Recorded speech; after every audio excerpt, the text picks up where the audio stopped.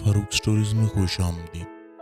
ख्वाहिशात की चाह में जान की बाजी हारे एक और नावल के साथ आपकी खिदमत में हाजिर हूँ।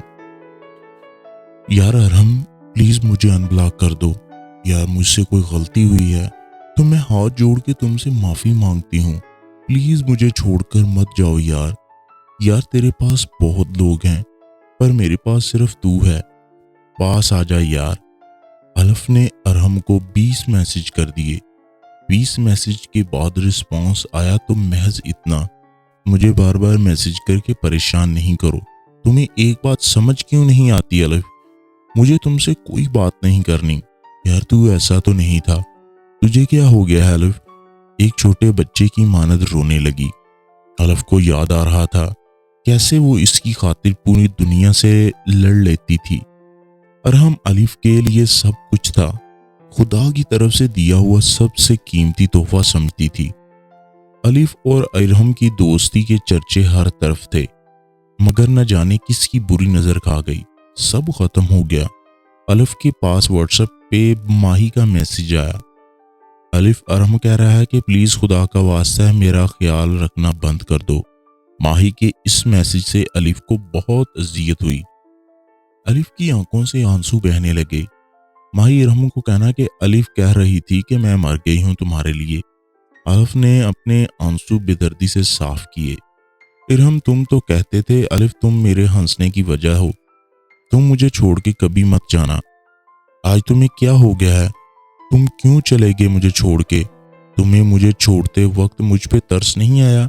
मैंने हाथ जोड़े तुम्हारे आगे मगर तुम चले गए। मैंने तुमसे कहा था जब कभी मुझसे बेजार हो जाना सिर्फ एक दफा कह देना अलिफ मेरी जिंदगी से चली जा। मैं चली जाती हमेशा के लिए, लेकिन तूने मुझे ब्लॉक कर दिया। क्या मैंने तुम्हें इतना तंग कर लिया था कि ब्लॉक करने की नौबत आ गई? अलिफ रोते हुए सो गई। वक्त गुजरता रहा। अलिफ खुद को अजियत देती रही। जब जब इसको लगा इसने अपने जान से प्यारे दोस्त को अजियत दी है तब तब वो गलत मेडिसिन का इस्तेमाल करती। वक्त गुजरता रहा। अलिफ बीमार होती गई। अलिफ शदीद बीमार हो गई। डॉक्टर से मालूम हुआ इसने गलत मेडिसिन का इस्तेमाल किया है। डॉक्टर्स के मुताबिक अलिफ कुछ दिन वो दवाई खाती तो इसकी जान भी जा सकती थी। अलिफ चाहती थी मरने से पहले एक दफा इसकी इरहम से बात हो जाए, लेकिन कभी वो सोचती चलो अच्छा है, इरहम को इसके बगैर रहने की आदत हो गई है। अब वो मर गई तो इरहम को तकलीफ नहीं होगी।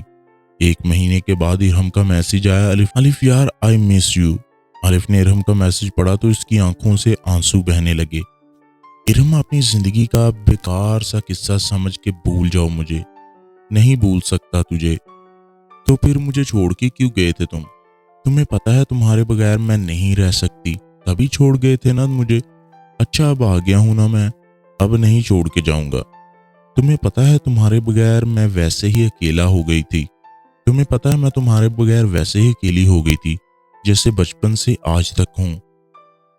हाँ जानता हूं, तभी तो आया हूं। अलिफ खामोश हो गई क्योंकि वो जानती थी कि इसके ज्यादा बोलने की वजह से ही इरहम इसको छोड़ के गया था। अलिफ अपने दिल की हर बात बगैर सोचे समझे कह देती थी, इसलिए वो खामोश हो गई। अलिफ एक बार इरहम को खो चुकी थी। वो नहीं चाहती थी कि अपनी बेवकूफियों की वजह से इसका यार फिर से इससे दूर चला जाए। अलिफ ने खुद से मैसेज करना छोड़ दिया था, लेकिन इसको इरहम के मैसेज का इंतजार रहता था। जब इरहम फ्री होता तो मैसेज कर देता। अलिफ सिर्फ इस मैसेज का जवाब देती। वो बात करना चाहती थी, हंसी मजाक करना चाहती, मगर न जाने क्यों छिन जाने का खौफ होता था। अलिफ को लगता था वो मजाक करेगी, ज्यादा बातें करेगी तो इरहम फिर से इससे दूर चला जाएगा। 4-5 महीने हो गए हैं मैं इस 4 दीवारी से नहीं निकली। मैंने तो इतने अरसे से सूरज की किरण नहीं देखी। अब तो नींद भी नहीं आती, न दिन का पता चलता है न रात का। मुझसे अच्छे तो जेल में रहने वाले कैदियों की जिंदगी है। कम से कम अदालत तक का सफर तो कर लेते हैं। मेरे नसीब में तो वो भी नहीं है। अलिफ ने अपने आंसू साफ करते हुए नजफ को बताया, जो कि इसकी बहुत ही अच्छी दोस्त थी। यार अलिफ मैं तेरे घर आ रही हूँ, तू तैयार रहना, हम थोड़ी देर बाहर चलते हैं, तेरा माइंड फ्रेश हो जाएगा। यार नजफ जिद नहीं कर, तू जानती है मेरी जिंदगी नर्क बनी हुई है। مزید مشکلات پیدا ہو جائیں گی۔ میرا دل کرتا ہے کسی طریقے سے اس قید سے کہیں دور بھاگ جاؤں یا پھر میں اپنی جان دے دوں۔ بکواس بند کرو الف، بچوں جیسی باتیں نہیں کرو۔ نجف تمہیں پتا ہے بابا میری شادی زبردستی کروانا چاہتے ہیں، وہ بھی وہاں جہاں میری کوئی قدر نہیں ہے، جہاں میں ایک بار دھتکار دی گئی ہوں۔ نجف میں نے ان لوگوں کی باتیں سنی تھی، وہ لوگ خوشی سے مجھ سے شادی نہیں کر رہے، وہ ماما بابا کا بدلہ لینا چاہتے ہیں۔ ماما بابا نے پسند کی شادی کی تھی جس پہ ان کا اعتراض تھا، اب وہ اس بات کا بدلہ لینا چاہتے ہیں۔ وہ چاہتے ہیں کہ میری ان کے بیٹے سے شادی ہو اور مجھے غلام بنا کر رکھیں اور کچھ ہی عرصے میں مجھے طلاق دے کر واپس بھیج دیں۔ بابا کو میری بات سمجھ نہیں آ رہی، بابا ان کی باتوں میں آئے ہوئے ہیں۔ میں نے منع کیا تو بابا کہتے کہ ایسے کوئی منع نہیں کرتا، ضرور تمہارے دل میں کوئی چور ہوگا۔ یار تھک گئی ہوں میں، اب تو میرے کردار پر باتیں بننے لگیں۔ الف رونے لگی۔ الف اچھا رونا بند کرو، ایک کام کرو، تم ارہم سے بات کر لو، وہ تمہیں اس قید سے ضرور رہائی دلوائے گا۔ نہیں، میں ارہم سے بات نہیں کروں گی، میں خود اذیت میں رہ لوں گی مگر اس کو تکلیف نہیں ہونے دوں گی۔ ارہم مجھے میری جان سے بھی عزیز ہے، ارہم بہت اچھا لڑکا ہے، میں چاہتی ہوں وہ ہمیشہ خوش رہے، میں ارہم کے قابل نہیں ہوں۔ الف پھر اور کون ہے جو تمہیں اس جہنم سے نکال سکے اور آنے والی جہنم سے بھی بچا سکے؟ میری جان کب تک اتنی تکلیفیں برداشت کرو گی؟ نجف کو الف کی فکر ہو رہی تھی۔ تمہیں پتا ہے نجف، بابا کہتے ہیں تم ہمارے لیے آزمائش ہو، تم مرتی کیوں نہیں ہو؟ مر جاؤ۔ ماما بھی کہتی تم ضرور کچھ غلط کرو گی، تبھی تو کہہ رہی ہوں، غلط تو سب پہلے ہی سمجھتے ہیں تمہیں، بھاگ جاؤ کہیں۔ یار ارہم پاس چلی جاؤ، یار ارہم کے پاس چلی جاؤ۔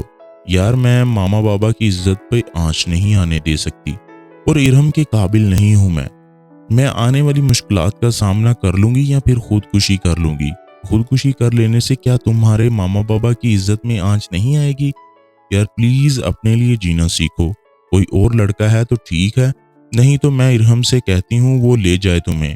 یار پلیز، ارہم میرا دوست ہے، بہت اچھا دوست ہے، میں ایک دفعہ اس کو کھو چکی ہوں، دوبارہ نہیں، وہ چھن جائے گا مجھ سے، اس دنیا میں میرے پاس کوئی نہیں ہے۔ پہلے میں اس کو اپنے دل کی ہر بات بتاتی تھی، اب نہیں، اب مجھے ڈر لگتا ہے، کاش میں تمہارے لیے کچھ کر سکتی الف۔ نجف نے روتے ہوئے کہا، بس میرے لیے اتنا کرنا کہ اگر میں مر جاؤں تو ارہم کو میری موت کا نہ بتانا، وہ پریشان ہو جائے گا، میں اس کی زندگی سے جب چلی جاؤں تو وہ مجھے بے وفا سمجھ کے بھول جائے گا، لیکن اگر اسے میری موت کا پتہ چلا تو وہ برداشت نہیں کرے گا۔ میں اپنے دوست کو پریشان نہیں دیکھ سکتی۔ الف تم خودکشی نہیں کرو گی، سمجھی؟ یہ گناہ ہے، میرے پاس اور کوئی راستہ نہیں، وہ مجھے طلاق دے کر واپس بھیج دیں گے، مجھے طلاق جیسا دبا نہیں لگوانا اپنے ماتھے پہ۔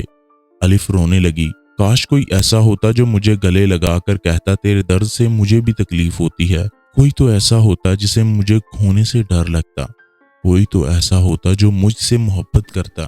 یہ قسمت بھی کتنی عجیب ہے نا، اور دل بھی، ان سے جا ملا جن سے مقدر نہیں ملتا۔ الف نے روتے ہوئے فون بند کر دیا۔